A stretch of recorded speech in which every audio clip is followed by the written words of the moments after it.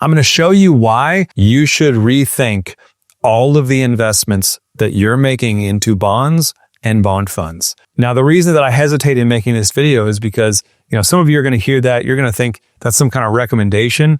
I mean, it is a recommendation that you should look into it, but I'm not trying to tell you what you should or shouldn't do. I'm not saying you should go sell all your bonds, but I am telling you that everything that you've heard about bonds and everything you've heard about cash value life insurance or annuities, it's probably upside down. It's probably backwards. And the only reason I say that is because literally every single person that walks into our office, they have it backwards. And so I'm thinking that you might too. And that's why I knew it was just time to make this video. I'm going to show you the last 10 years of just your typical bond portfolio. And we're going to compare that to an annuity with no fees.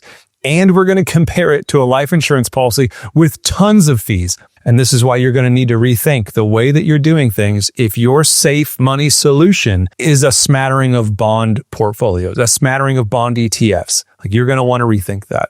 So let me share my screen. Let me show you where this all came from and why we're talking about it right now.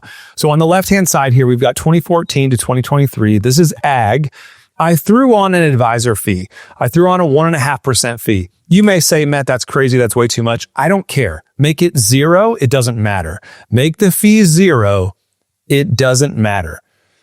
Look at the returns. 4.5, -1, 0.91, 2, -1.4, 7, 6, -3, -14, 4. Compare that to a protected S&P investment. So the data that we're going from here is just the S&P with a 0% floor, 10.25 cap.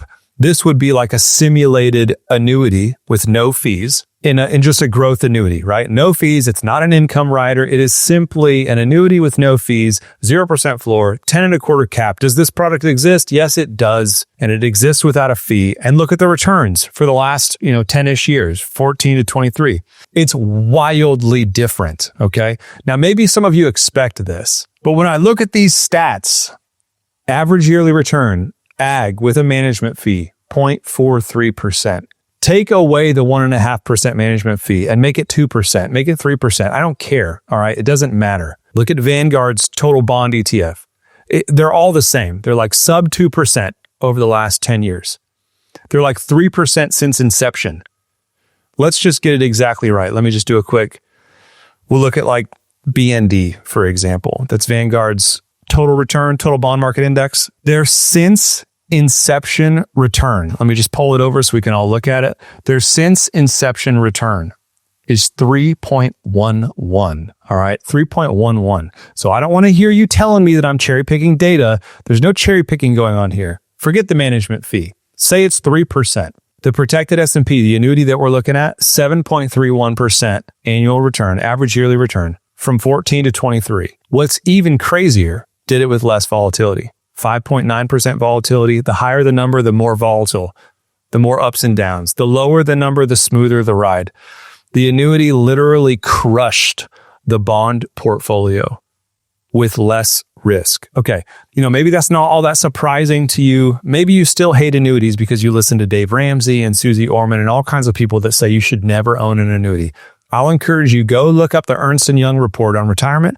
It talks about adding in an annuity. It talks about adding in life insurance to your investment portfolio. And the returns in retirement, the outcome in retirement is much improved. Go look it up for yourself. If you can't find it, reach out to us. We'll send you a copy. So when I saw this, I wasn't like super surprised. I knew that's what the data was going to say.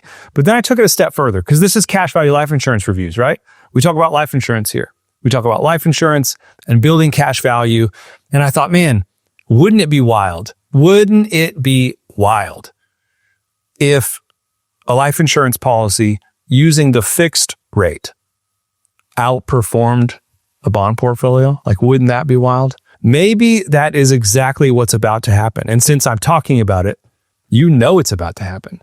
So I ran a modified endowment contract. For those of you who don't know, a modified endowment contract is simply a single premium life insurance policy. We looked at $250,000. It's a single premium life insurance policy. It all goes in up front. The dollars you take out of this are going to be taxable. All right. So we've totally negated the value of tax advantaged income from the life insurance policy. That's what most of you are looking for. when you're looking for life insurance. And I would say, yeah, that's a major benefit. But look at the benefit over and above just your standard bond portfolio that has a 3% plus return since inception.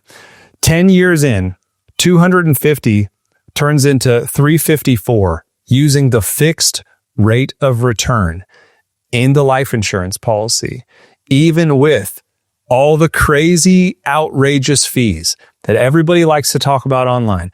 You all like to talk about the crazy fees and how these are so expensive. Well, look, it doesn't take a genius to understand that like your bond portfolio at 1.8% over the last 10 years is absolutely costing you a fortune.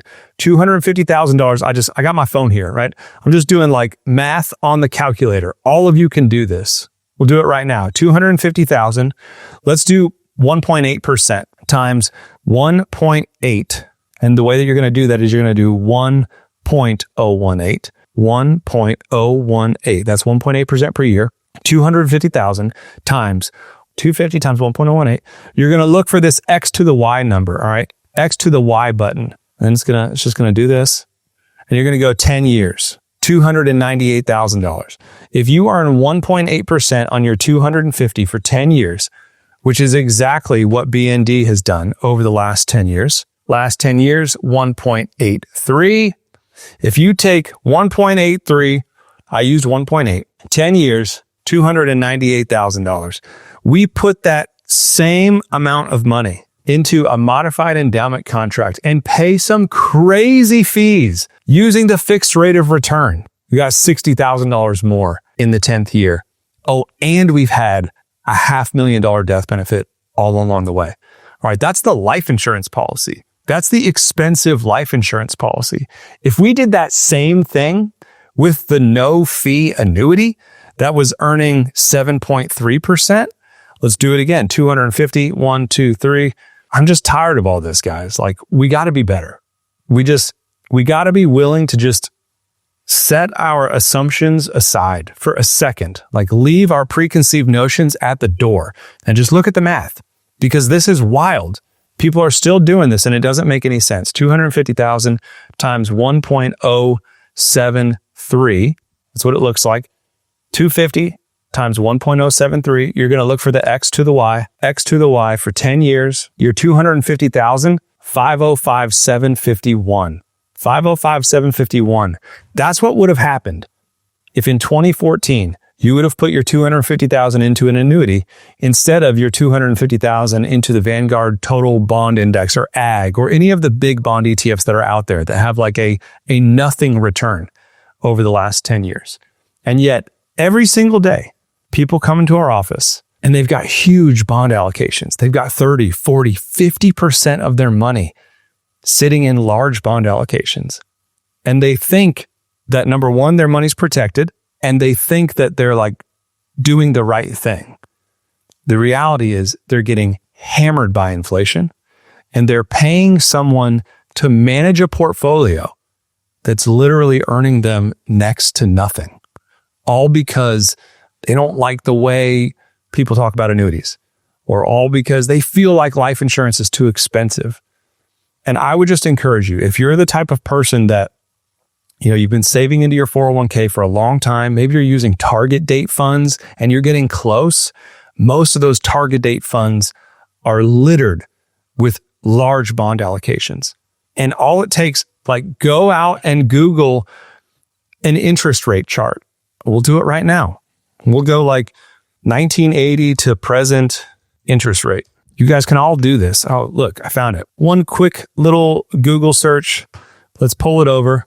Here's what it looks like.